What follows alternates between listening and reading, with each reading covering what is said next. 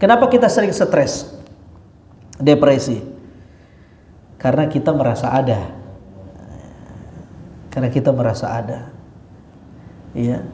Ada orang yang memfitnah kita, menggibah kita, menggunjing kita. Oh, itu sakitnya seminggu baru sembuh tuh. Ya. Tetapi kemudian kalau kita paham bahwa sebenarnya kita tidak ada, ya, ataupun jika orang menyakiti kita, sebenarnya Allah sedang mendidik kita lewat orang itu, ya, selesai masalah. Ya. Ada caleg selesai nyalek nggak lolos, banner yang dia buat itu udah kadung terlanjur banyak yang fotonya yang senyum-senyum itu. Karena nggak lolos, senyumnya jadi terus-terusan, Pak. Gila maksudnya. Dia stres karena nggak kepilih. Nah, kalau dia sadar tentang bahwa hidup adalah takdir itu, ketika dia tidak lolos, sudah selesai. Ya. Hidup mesti tetap berlanjut. Ya. Nah, ada penyakit sekarang namanya narsistik, NPD. Ya, narsistik, NPD. Satu ketika ada yang tanya sama saya, gimana cara menyembuhkan penyakit ini? Saya bilang, tentu saya menjawabnya tidak dalam kacamata psikologi, karena bukan itu keahlian saya. Tetapi dalam Islam, ya, kenapa orang bisa kenapa orang mengidap narsistik? Ya karena dia merasa ada, ya, egosentris, dia merasa ada. Mestinya dalam Islam itu kita diajarkan untuk teosentris, sadar bahwa hanya Allah yang ada. Sehingga kita nggak punya tendensi apapun kecuali hidup ini untuk beribadah, untuk mengabdi. Sebagaimana budak mengabdi kepada tuannya, maka kita pun mengabdi kepada Allah Subhanahu wa taala. Selesai. Halo.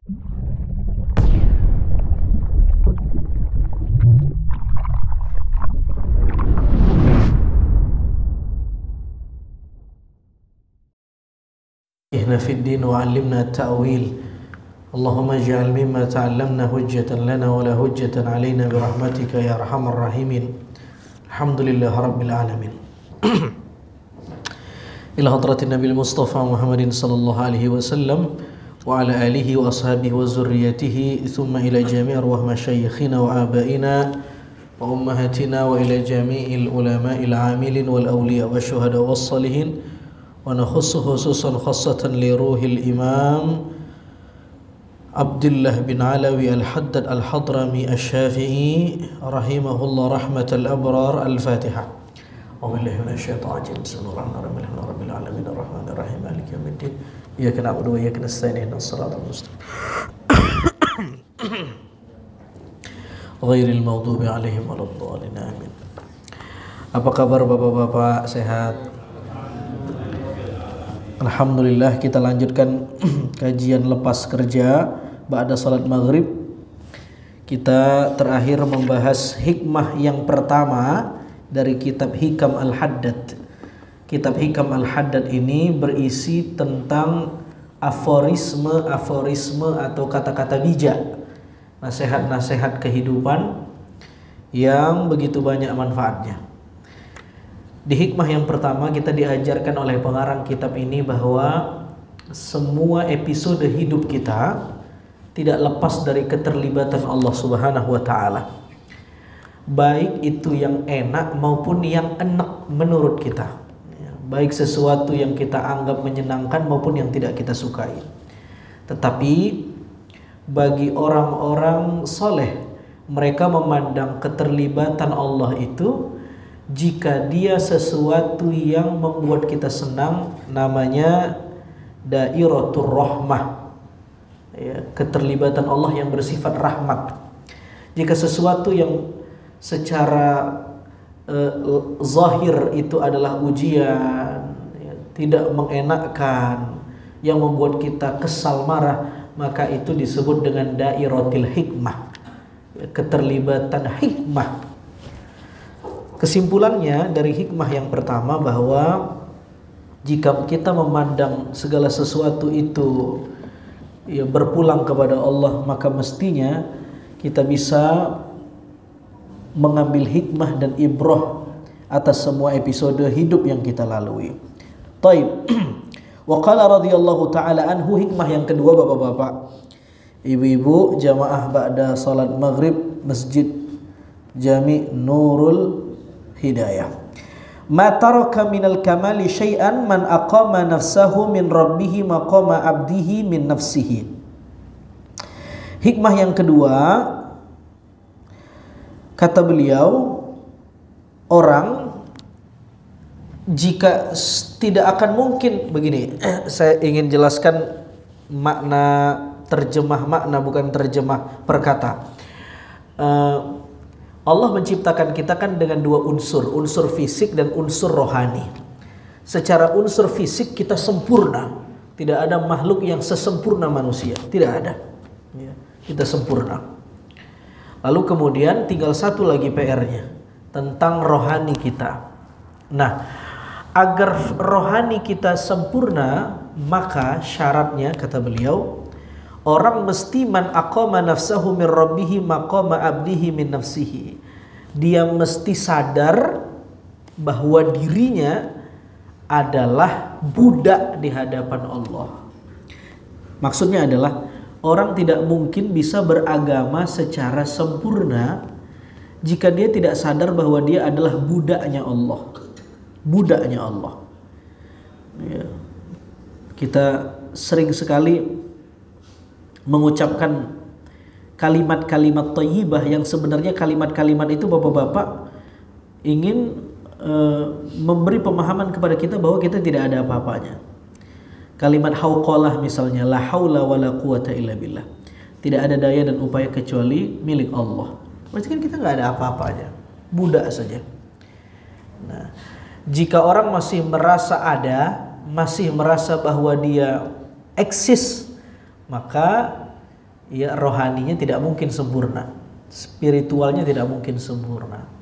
Jadi ilmu dalam Islam paling tinggi itu adalah ilmu merasa tidak ada. Itu ilmu paling mentok. Dalam bahasa akhlak namanya fana. Cuman orang salah menerjemahkan fana. Orang yang tidak ngaji cuman dengar, dia menerjemahkan fana itu adalah orang yang fana. Orang yang nggak sadar sehingga kayak orang stres. Bukan. Justru fana itu adalah puncak kesadaran bahwa ternyata dia sadar, oh ternyata saya selfless, saya tidak ada. Yang ada hanya Allah. Nafas saya, denyut nadi saya, semuanya nikmat yang Allah berikan. Ya kan? Semuanya nikmat yang Allah berikan. Apa yang tidak Allah? Semuanya Allah. Itu maksud hikmah ini, itu maksud hikmah ini. Kenapa kita sering stres? Depresi. Karena kita merasa ada. Karena kita merasa ada. Ya. Ada orang yang memfitnah kita, menggibah kita, menggunjing kita. Oh, itu sakitnya seminggu baru sembuh tuh. Ya. Tetapi kemudian kalau kita paham bahwa sebenarnya kita tidak ada, ya, ataupun jika orang menyakiti kita, sebenarnya Allah sedang mendidik kita lewat orang itu, ya, selesai masalah. Ya. Ada caleg selesai nyalek nggak lolos, banner yang dia buat itu udah kadung terlanjur banyak yang fotonya yang senyum-senyum itu. Karena nggak lolos, senyumnya jadi terus-terusan Pak, gila maksudnya. Dia stres karena nggak kepilih. Nah kalau dia sadar tentang bahwa hidup adalah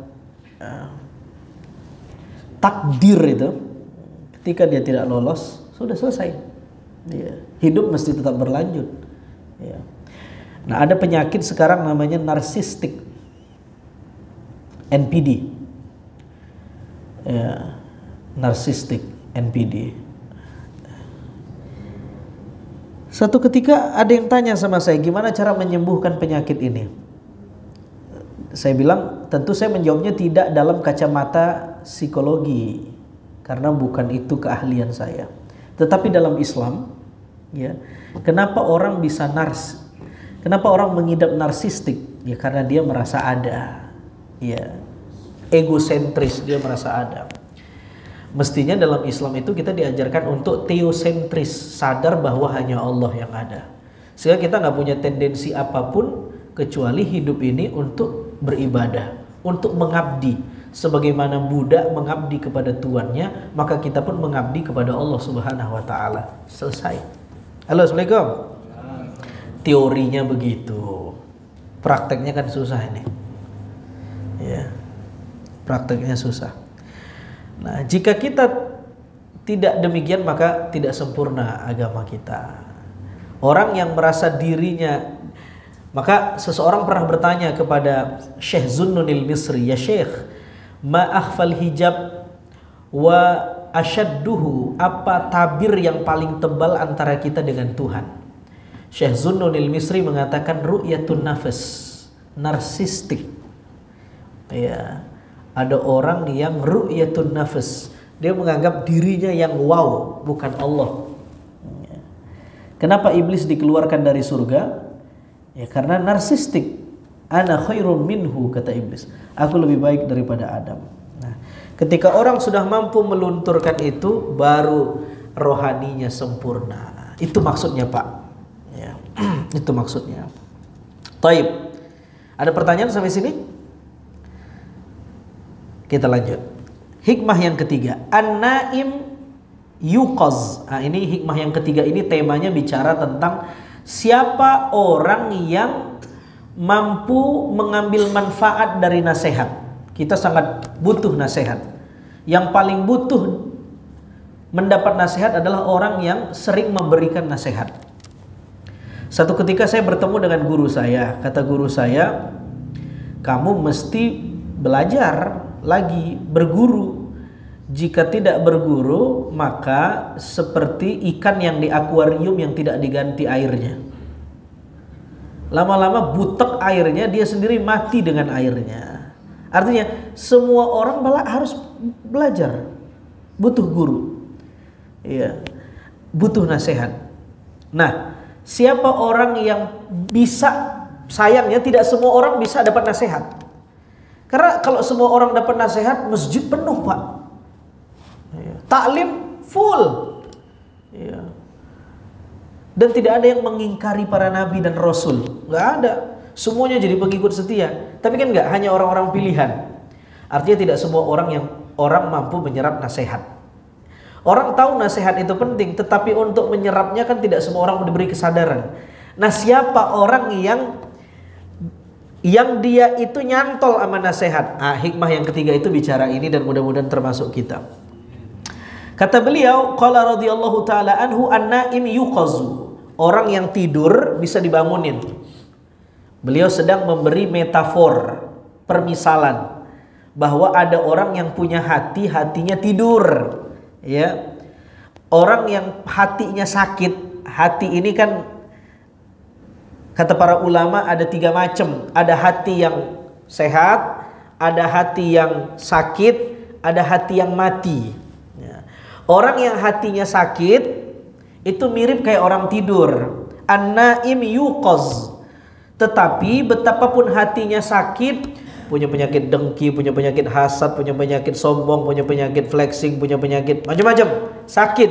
Betapapun orang ini sakit, yuqazu, dia masih bisa dibangunin, mirip kayak orang tidur. Orang tidur kalau dibangunin masih bisa, Pak. Karena cuma tidur. Wal ghafil yudzakkar. Sebagaimana orang yang lalai, ghaflah hatinya, lalai, maka masih bisa diingetin kalau hatinya masih sakit. Yang gawat kalau hatinya mati. Sawaun alaihim a'anzartahum am lam tunzirhum. Dikasih nasihat enggak dikasih nasihat sama baik. Permisalan yang lain kata orang, ya seperti pohon. Ada pohon yang benar-benar pohon, akarnya sehat, disiram, pH tanahnya bagus, numbuh. Ada pohon yang sakit, habis direpoting, depresi, terus kering. batangnya gugur, daunnya jatuh. Tapi ada pohon yang disiram nggak numbuh, pohon mati. Begitulah hati orang beriman, ya, ada yang sakit, ada yang mati. Taib. Orang yang tidur hatinya masih bisa dibangunin meskipun lama. Ada orang yang tidur, tapi model tidurnya begitu dibangunin dia sadar. Ada orang yang tidur kebuk, Pak. Ya. Udah digebukin juga masih tidur. Ya. Wal ghafil yudzakkar, dan orang yang lalai masih bisa diingetin. Tetapi kata beliau, wa man lam yujdi fihi at-tadhkir wa tanbih fahuwa mayyit. Kalau ada orang yang dikasih nasihat nggak masuk, dikasih peringatan baal, nolak, maka sebenarnya fahuwa mayyit, dia adalah mayat. Jadi mayat menurut ulama akhlak bukan lepasnya roh dari jasad. Kalau lepasnya roh dari jasad itu sunnah min sunanillah, itu hukum alam. Ada hidup, ada mati, ada natalitas, ada mortalitas, ada yang datang, ada yang pulang. Itu nggak ada masalah. Mayat yang sebenar-benar mayat adalah ketika dia tidak menerima nasihat. Itu mayat yang sesungguhnya. Jangan sampai kita menjadi mayat sebelum jadi mayat. Kita hidup tetapi nggak mau menerima nasihat. Kita mayat sesungguhnya. Allah, nah sekarang siapa yang bisa menerima manfaat itu? Innama tanfa'ul mau'izatu man aqbala 'alaiha biqalbihi. Orang yang mampu menerima nasihat, menerima tazkirah, menerima tanbihat adalah mereka yang hatinya hidup sehingga dia mampu menangkap nasihat demi nasihat. Sebagaimana kata Al-Qur'an, wa ma yatadzakkaru illa man yunib. Tidaklah orang dapat mengambil peringatan melainkan jika dia punya hati yang ingin kembali kepada Allah. Munib. Iya. Dalam ayat yang lain disebut dengan wajaa biqalbin munib. Apa munib? Munib itu artinya, Pak, seakar kata dengan taubat. Taubat maknanya adalah rujuk kembali ke Allah. Kenapa tobat artinya kembali? Karena orang yang berbuat dosa dia jauh, tadinya dekat. Begitu buat dosa, dosanya menciptakan jarak dengan Tuhan. Nah, untuk dekat lagi dia mesti kembali. Istilah kembali dalam agama namanya tobat. Halo, Assalamualaikum. Tobat. Cuma biar agak lembutan dikit, sama orang dakwah diganti istilahnya, bukan tobat, hijrah. Halo, Assalamualaikum.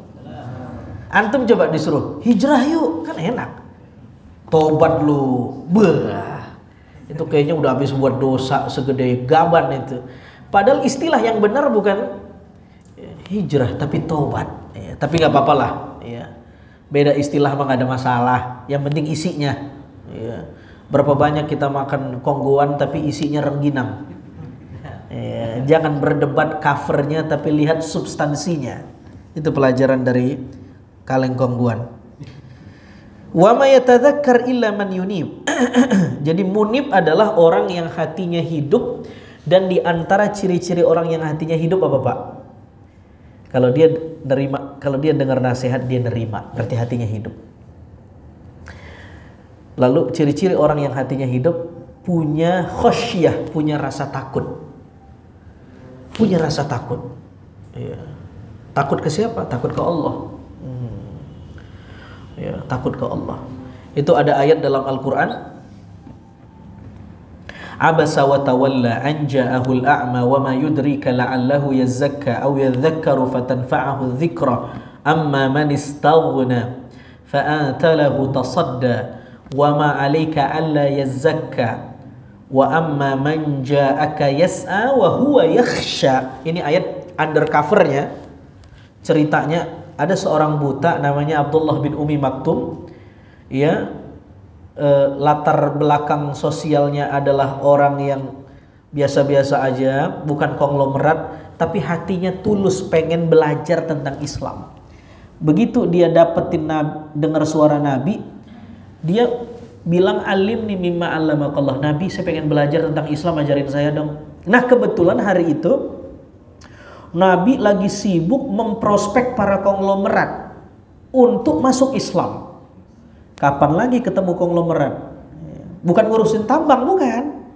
Ini memprospek orang biar masuk Islam. Karena mereka sibuk segala macam, mumpung kosong, Nabi datang mempromokan Islam.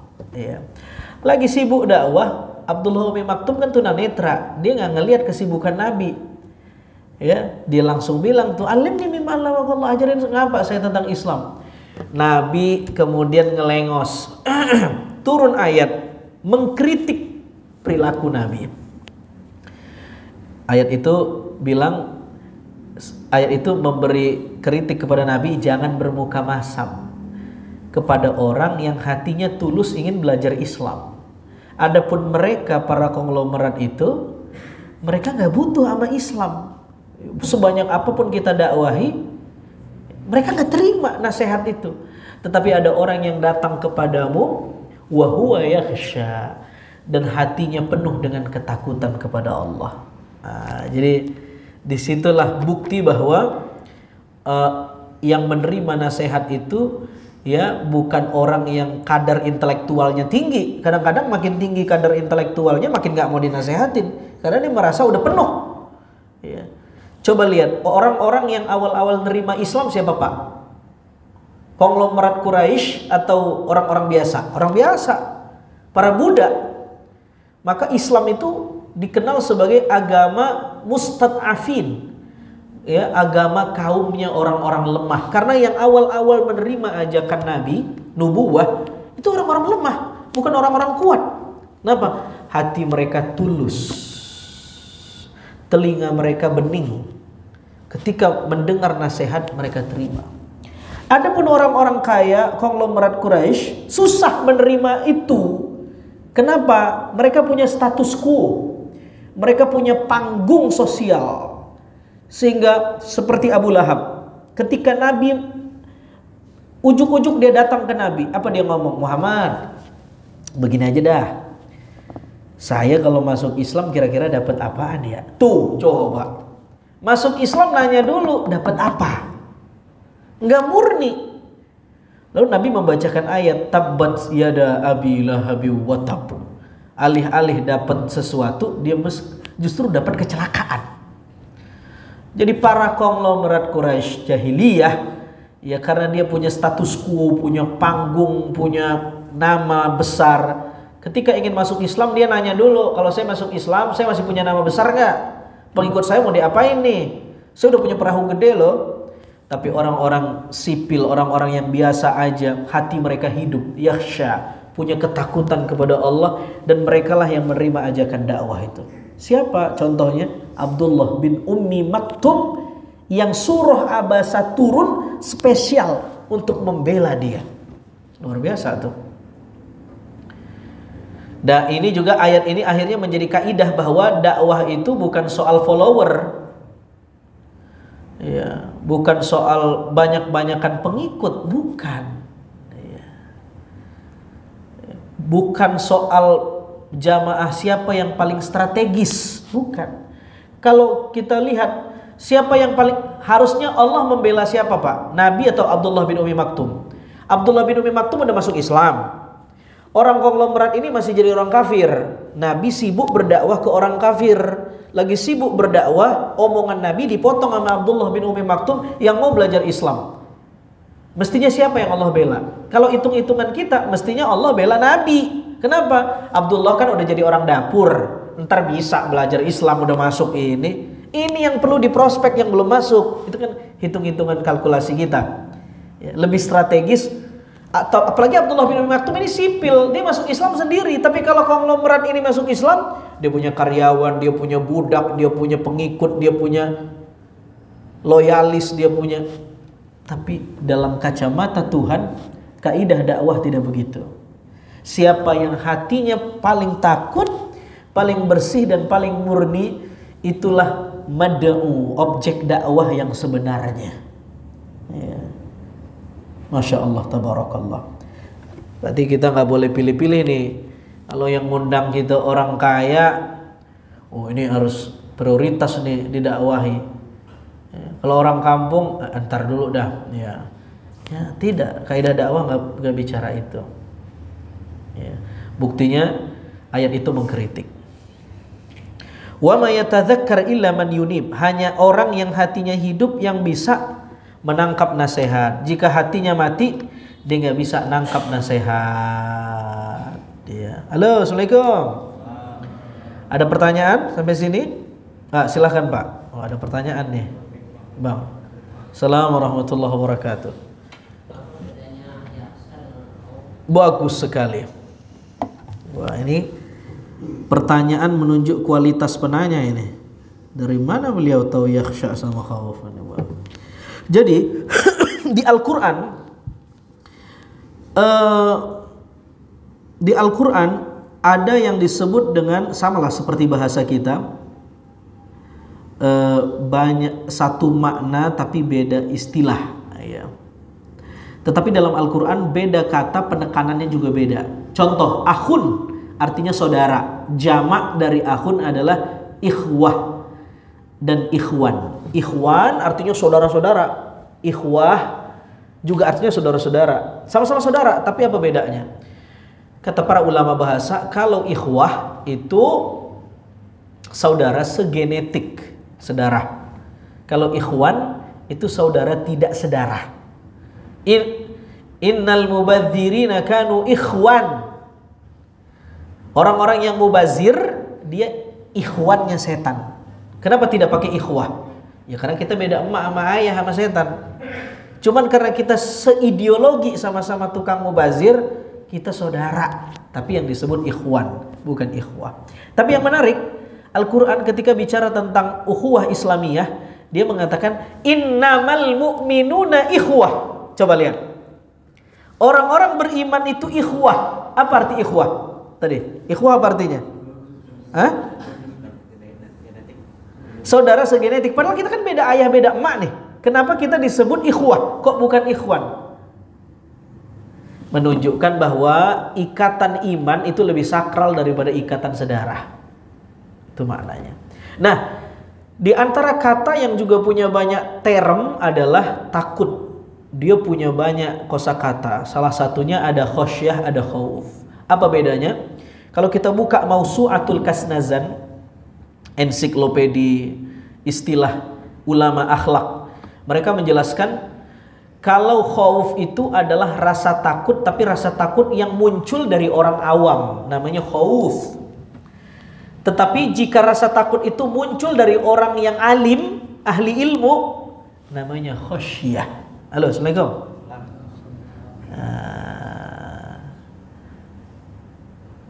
Saya kasih ilustrasi. Saya punya istri saya perempuan, Pak. Ya. Punya anak, ya. Ya. Atau katakan begini, saya punya anak saya masih kecil. Saya bilang, kalau kamu tidak nurut, kamu enggak ayah ajak jalan-jalan, ayah akan tinggalin kamu. Kalau kamu telat main bolanya kebablasan sampai maghrib, besok ayah pergi nggak, ayah ikut, nggak bawa kamu. Dia takut nggak? Takut, khauf, tapi bukan khosyah. Dia takut ditinggalkan oleh saya, tetapi rasa takut yang muncul dari hatinya lebih karena pragmatis, karena yang dia pikir bukan sayanya, diri dia. Kalau dia macam-macam, nanti dia ketinggalan dianya.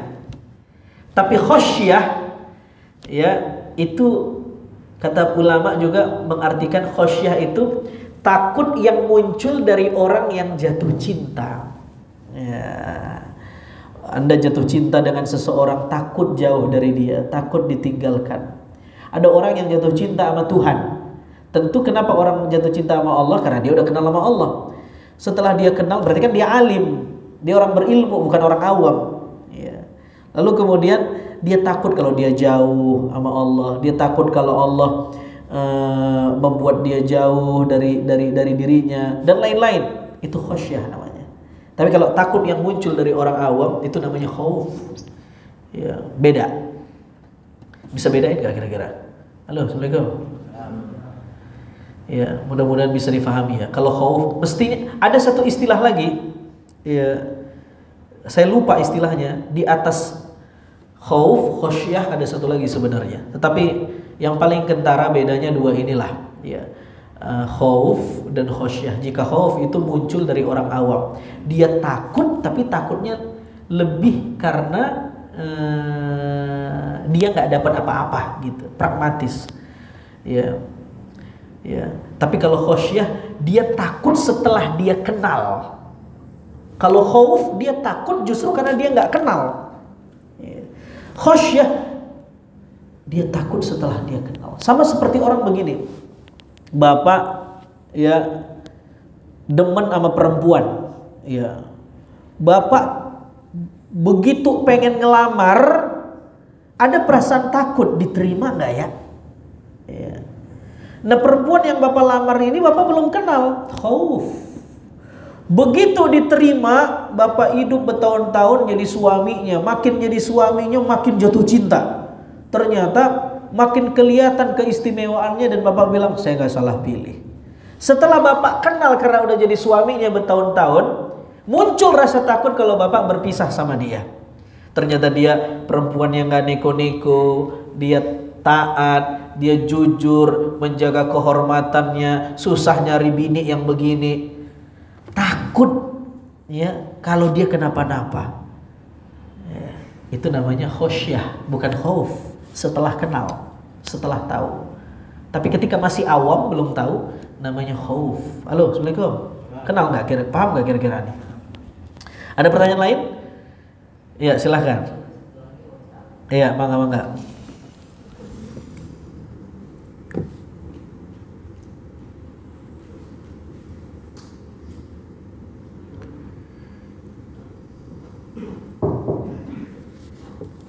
Assalamualaikum warahmatullahi wabarakatuh.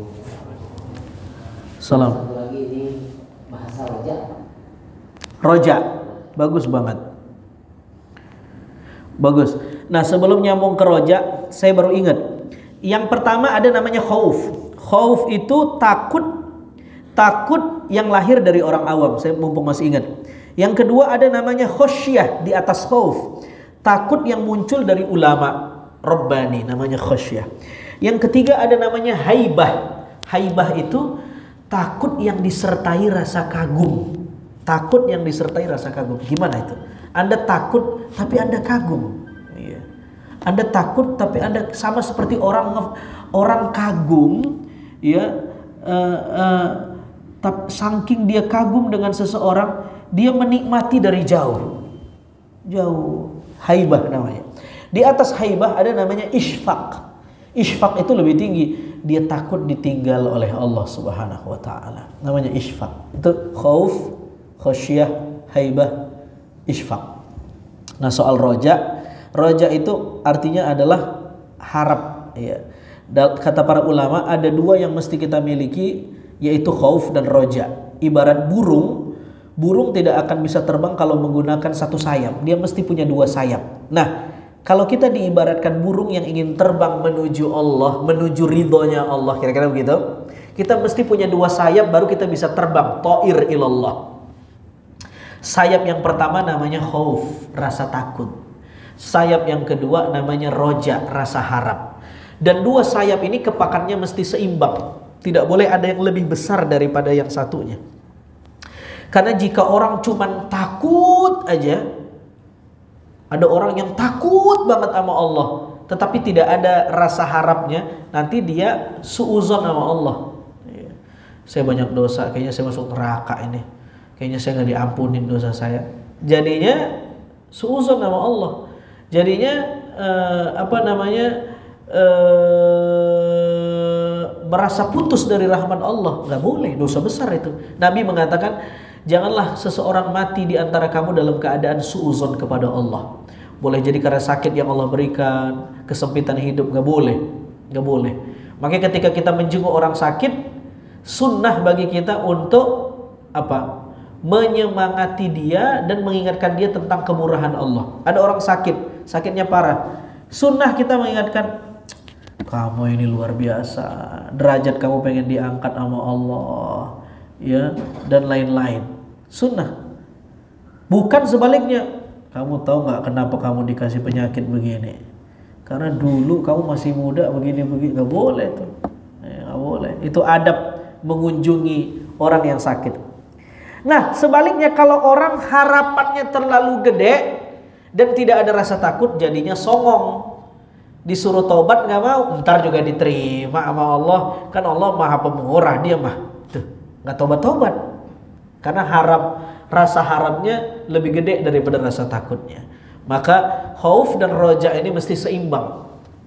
Ada ulama yang memberi nasihat, jika kita berada di zona yang nyaman, sehat, kuat, ekonomi stabil, maka rasa khauf harus lebih gede dari roja. Tapi begitu kita dalam keadaan yang tidak nyaman, terjepit, terdesak, sakit, ya, tidak punya kekuatan, maka rasa harap harus lebih gede daripada rasa takut. Ya. Bagi kita yang masih sehat, bugar, rasa takut harus lebih gede. Karena itu yang jadi rem. Ya. Kalau harap mah nggak usah digedein.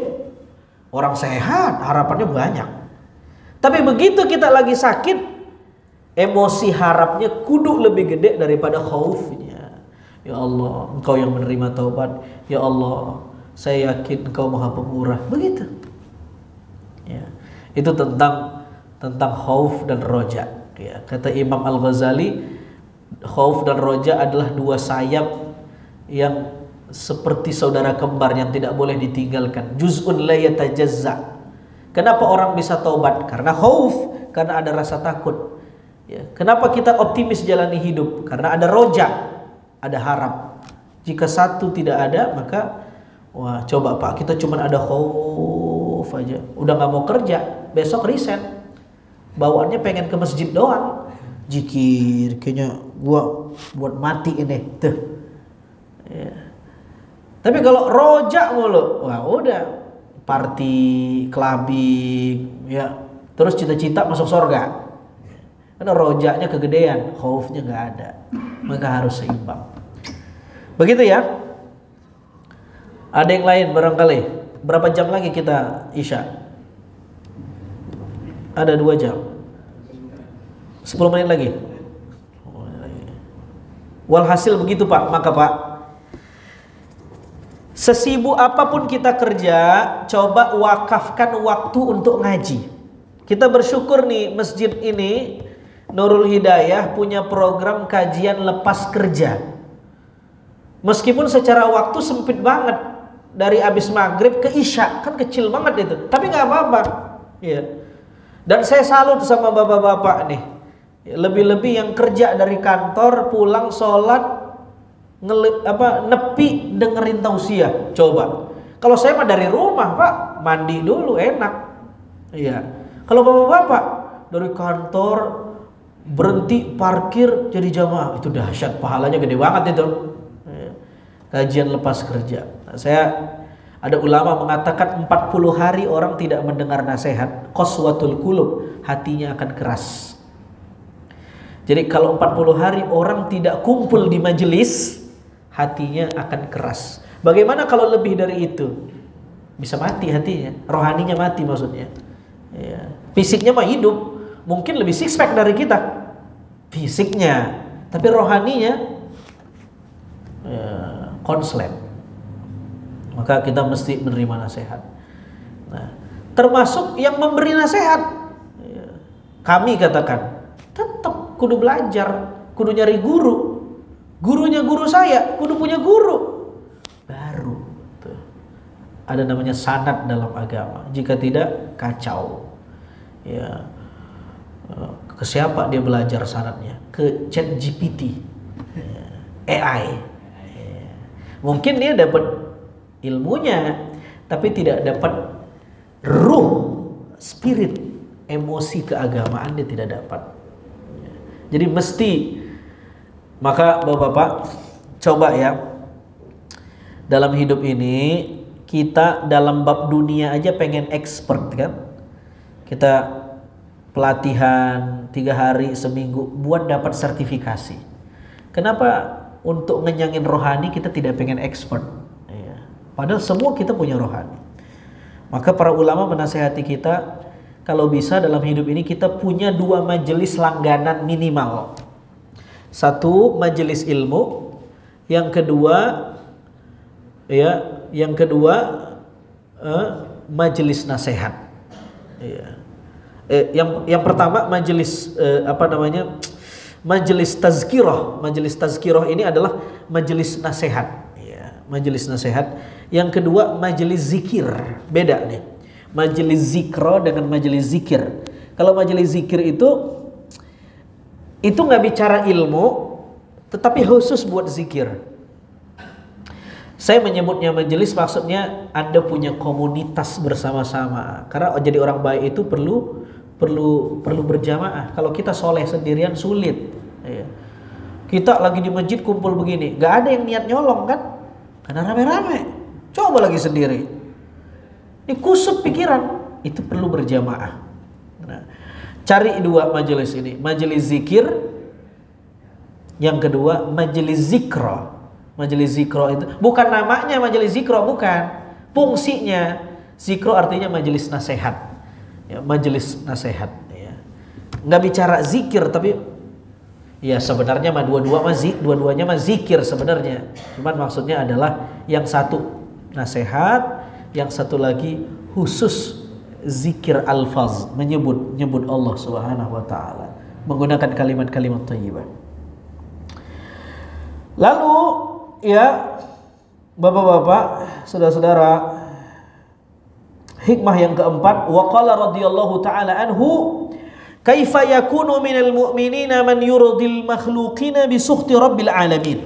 Kata beliau, orang tidak mungkin jadi orang yang beriman dengan keimanan yang benar kalau dia nyenengin makhluk tetapi dengan cara membuat Allah murka. Nggak mungkin.